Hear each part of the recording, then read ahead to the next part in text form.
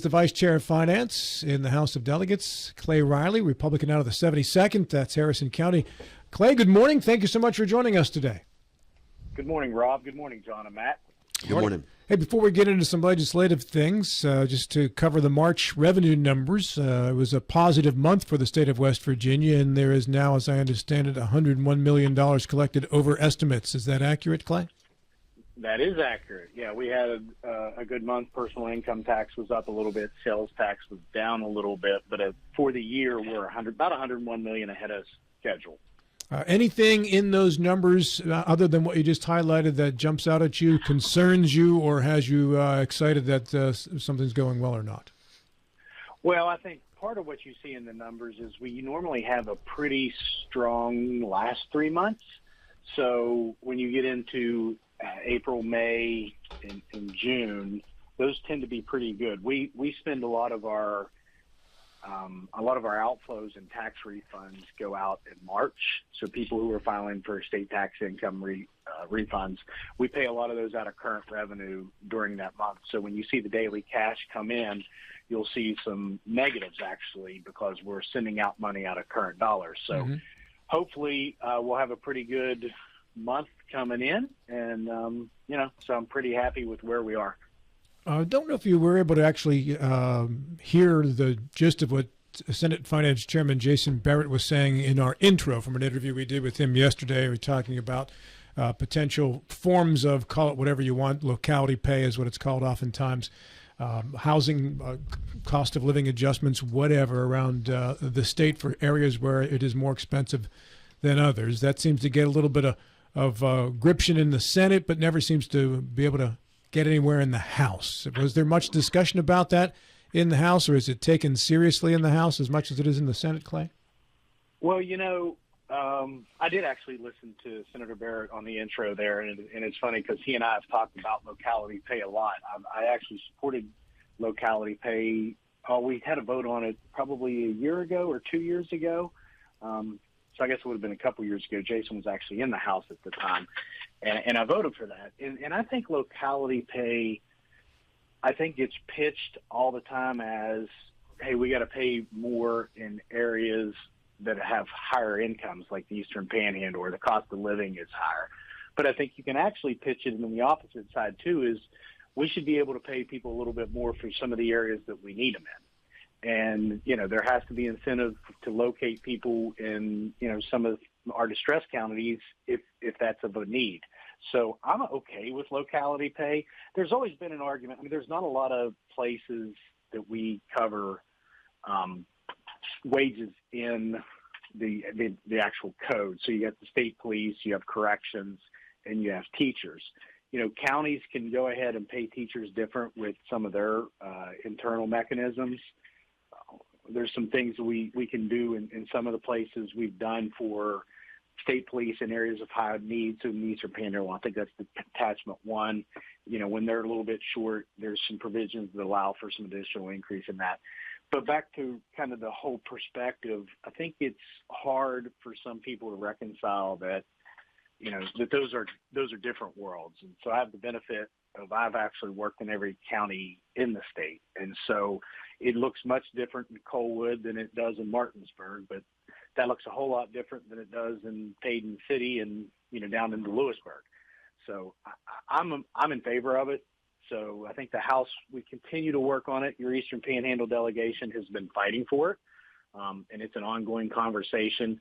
Sometimes these things just take years to get through and get people reconciled. I know Matt and John are going to have questions for you on the things that we've discussed and some other things as well. But before we get to that, I want to give you an opportunity to talk about some microgrid legislation. And you could also do a nice job, I'm sure, because of your job, of telling us what microgrids are and how they would benefit West Virginia.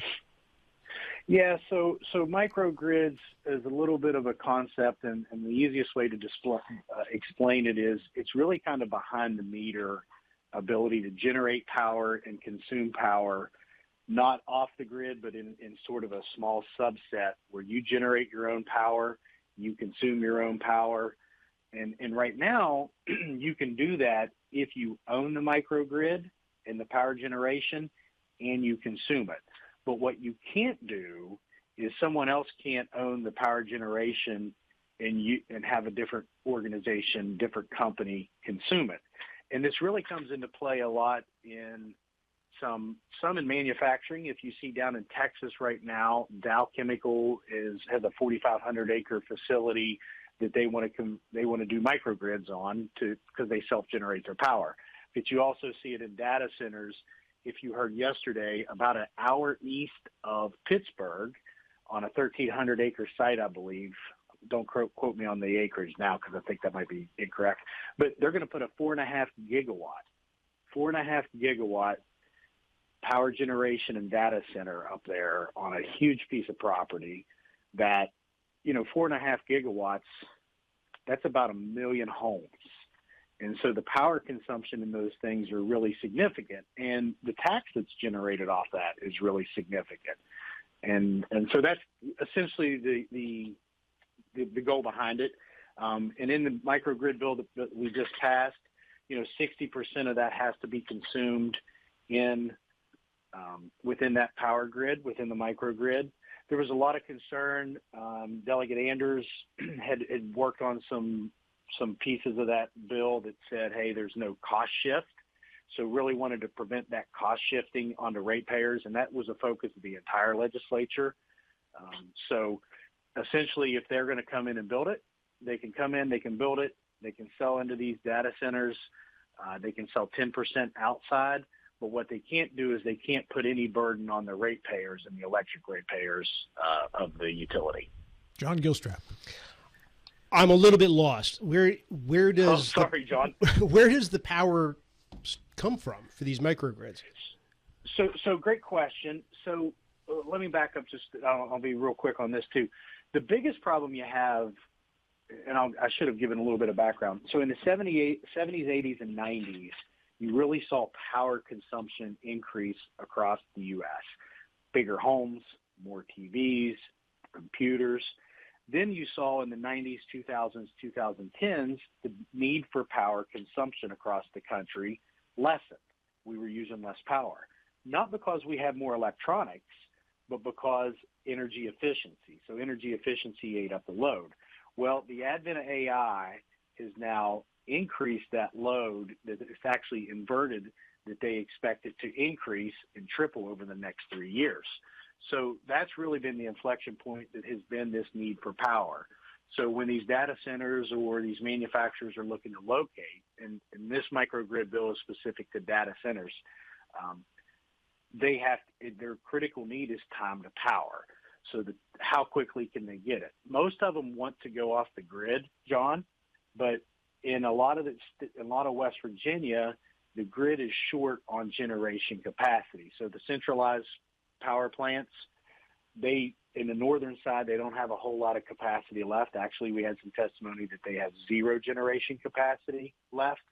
In the southern portion of West Virginia, they have about 300 megawatts. So if you come back into this microgrid concept and you have a 1,200 acre piece of property, they could generate their own power on site. So whether a good example would be fuel cells. So you've seen there's a company out of Silicon Valley that uses fuel cells they take natural gas, they run it through the fuel cell, and then they generate the electricity. They did this at the Pittsburgh airport on a much smaller scale. So they're 22.5 megawatts. Anything in the microgrid in West Virginia has to be at least 90 megawatts. But they could pull right off a natural gas line, run it through a fuel cell. And these fuel cells are essentially about 4 by 6 by 6 rectangles. And they layer them and they run the natural gas right through them, and it generates the electricity. And that's what generates it to power those, John. And the focus of the legislation is to allow these to be built? Yeah, so the focus of the legislation is to give them the opportunity to be built. And so I want to be clear about that. In a situation that you have a critical IT load of over 90 megawatts, the first process that they go through is they negotiate with the utility, because if we can serve them off the grid, that lessens the impact across the footprint. And it uses our existing generation assets, which if you can spread your more load over a fixed cost asset, it lowers the cost of electricity just in general. If they can't successfully negotiate and they're over that, then it gives those companies the ability to create these microgrids and build those data centers in their property in their microdistrict grid or microgrid district. Sorry. And these data centers, are they targeted to be in the areas of West Virginia that desperately need economic development? They are. You saw last year there was a discussion, and maybe you saw it, maybe you didn't.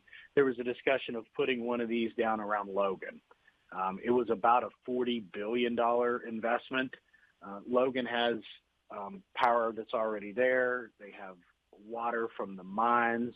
Now, there's a lot of technology now that they're not using water to cool a lot of these, but they had sites that were available with transmission already there. So when these data centers you're looking to locate, they're looking for, it's kind of like water and kind of like private equity, right? It flows to the least restrictive place. So if they already have power and they already have water and they already have transmission lines, that is a good place to locate. So if you think about a natural or a coal power prep plant or a coal mine, those things take real high energy demand. So a lot of those places and a lot of those former mine sites have a lot of those attributes already there. So they were looking down in Logan, I think, southern West Virginia, for a pretty significant investment.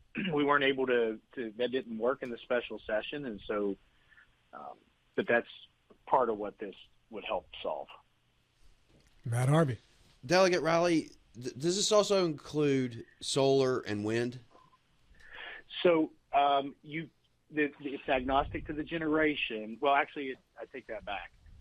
No, it's coal and primarily coal and natural gas. Now they can have some of that, at least on the solar side for sure. But it's base load power that they're really looking at. So coal and natural gas. And I saw some people with some concerns here in Jefferson County about the one aspect of the bill. It usurps the county commission's ability to have zoning. Yeah, so in specifically in Jefferson County, I'm sure that would be because Jefferson has zoning, right? Not Berkeley. Right. There's only a couple counties that actually have zoning. Jefferson County Berkeley has 3 small areas where there's zoning, not the I entire think it's county. Hardy and Jefferson have full zoning. Yeah, and Fayette may as well. So, right. But there was some concern about that, and those are real concerns. But one of the things that was done in this was to be able to make a data liaison, so when these things, when the microgrids or the data centers are certified, and to be clear, Matt, those provisions only occur if they are certified. So none of those provisions occur if they're not certified. And once they get certified, you have a data liaison who is that point of contact that helps resolve any local issues. And because it's really a state level investment, because it does impact it statewide, that was the genesis behind some of those provisions. But the locals do have a point of contact with that certification and that data liaison to help resolve those issues. And this was a governor-sponsored bill or requested bill? Yes. So the microgrids is something I've been working on for 3 years, probably. And then 2 years ago, the House put together an AI task force because we recognized that was going to be a forthcoming issue. And then last year, we put together a data center task force as well. So it's been working in concert, and then the governor sponsored this piece of legislation, yes. And I guess the people who are for data centers, which is a lot of people, they don't require they don't have a lot of jobs, but they do produce a lot of tax for the local counties and the state as well. Yeah, I would argue that that's not correct. And I've spoken with the largest data center people in the country, Microsoft, Amazon, I've spoken with a number of those developers as well. What you get is about one job per megawatt. So if you had 100 megawatts, that's 100 jobs. Plus you get about one indirect job per every megawatt. So that's 100 journeymen, journeyman electricians, HVAC technicians, security. So you're talking about, let's say 100 megawatts is between a $2 and $4 billion investment and 200 jobs. So if you want to take the median and say, okay, 3 billion, 200 jobs, that's a pretty good investment. And those are pretty good jobs as well. You're talking average of about $85,000 per job to 100. But in terms direct and indirect. In terms of tax generation for the counties, or the county the center's located in, or the state itself, in terms of the power that's generated, Clay, does that amount too much? It can. What it depends on, though, is the levy rate that the county has. I had a bill out there, I think it was 3410, that would have sent more back to the counties. As it worked through the process, it really turned into not as much direct going back to the counties. But you got to remember, those buildings, let's say 100 megawatts is about a $700 million building. That's a real property tax that is assessed at 60% of the assessment, and then whatever levy rates. So that's really where the counties would make it up. If you have an excess levy for fire or school levy or emergency services, there's a lot of money that can come back in that way, but not as much as if it was under the current provisions. I want to ask you about a bill that went through the Senate. We've done several interviews on this program, and that would be West Virginia Birth to 3. SB 707 passed through the Senate, and you're the Vice Chair of Finance. Give us a thought as to how it might be successful in the House. Birth to 3 is a great program. We actually just ran out of House Finance yesterday, or the day before, 2 supplementals to provide additional money. So you also see in the House budget, we increased funds to Birth to 3. Now, that Senate bill specifically puts in code a percentage of pay increase. That's not very common practice, just like I was talking about earlier with the locality pay and putting in the state police and the teachers and the correctional officers. When you put those in code, that's not normal practice. So typically those reimbursement rates and those payment rates are a function of the executive. So as a budget philosophy, we give them more money so that they can work that through the program. Is there anything that would mandate them actually using that money to increase those reimbursement rates? Well, that would be within their policy of their programs, and in what their medical services Birth to 3 program states. And there's nothing that's in code that says that, but that's it. There's nothing in code that says you give state employees or other specific programs those types of opportunities. And so it's really an executive function, and that's just what I have traditionally seen it be, an executive function. So the way you do that is you give them more money. If you want them, if there's an opportunity that they need pay raises, and those people do. I mean, they do a great service to the kids of West Virginia. I mean, I have family members who've had Birth to 3, and it was valuable to them, and I see it as a valuable program. So I was happy to support, giving them more money. John Gilstrap. As the Vice Chair of Finance, and we're coming down to the end of the session, where did we find and what did we do with the $400 million deficit? I think sometimes when you come in, it's all about a matter of perspective, John. There were some things in the $400 million gap that they referenced that were one-time expenditures. For example, we talk about the example I use is we gave $17 million to the nursing programs, and that was a 3-year commitment that we had made. So $17 million for the last 3 years. So that was part of that $400 million gap. Well, our last year to fund it was last year, so it was never planned to be funded. Similarly, we were $3.5 million to the Milton flood wall. We had funded that to the maximum that it needed it for the federal match. So that was in that gap of saying, well, you got that's $20.5 million right there that, was never a gap because we never planned on it. Then there were other things, like we gave a pay raise to correctional officers, and they had some unfilled full-time equivalent employees that they just hadn't filled those vacancies. Now they filled it, we have to pay them that additional money. That is a gap. So we had to cover that, but that was a known gap. I think it's just a matter of perspective of where that is and what you include in the base budget and what you include in the back of the budget. Clay, we're just about out of time. I thank you very much for yours. Any final thoughts? I got 30 seconds if you have one. No, my final thought is I always appreciate coming on your guys' program. You guys are always educated about what's going on down here, and you have details, and you ask good, fair questions, and I always enjoy the conversation. So I just want to say thank you, and I hope things are well in the EP. Clay, you just became my favorite guest. Thank you kindly.